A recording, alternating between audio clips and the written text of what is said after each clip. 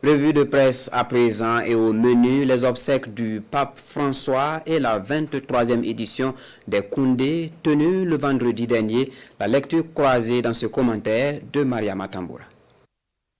La 23e édition des Koundé, largement relayée par les parutions du jour.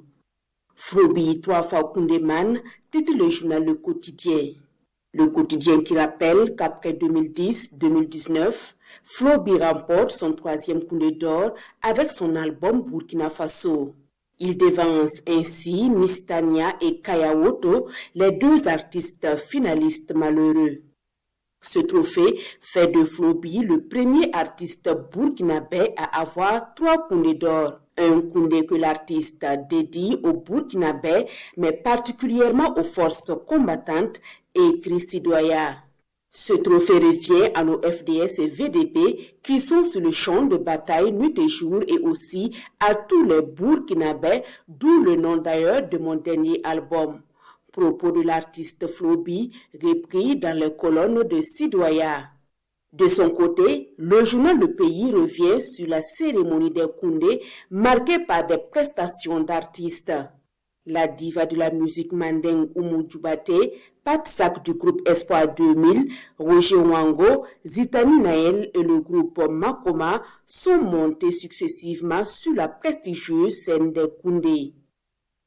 Dans un autre volet, les journaux s'intéressent aux obsèques du pape. Cité du Vatican, des funérailles papales éminemment politiques affichent aujourd'hui au Faso. Ce journal explique que les coulisses politiques entre les grands de ce monde, les présidents qui ont fait le déplacement du Vatican, tels que l'Américain Donald Trump, le roi d'Angleterre Charles, le Français Emmanuel Macron, le roi d'Espagne, même le président argentin Xavier Milei, qui n'aimait pas trop François, a daigné venir lui dire adieu. Le journal Le Pays abonde dans le même sens. Les obsèques du pape François n'étaient pas seulement un événement religieux, elles étaient un acte politique majeur à travers lequel le défunt a adressé aux chefs d'État et leaders religieux réunis dans une atmosphère d'humilité partagée un puissant plaidoyer en faveur du dialogue mondial, de la lutte contre les injustices sociales et du respect de la vie humaine.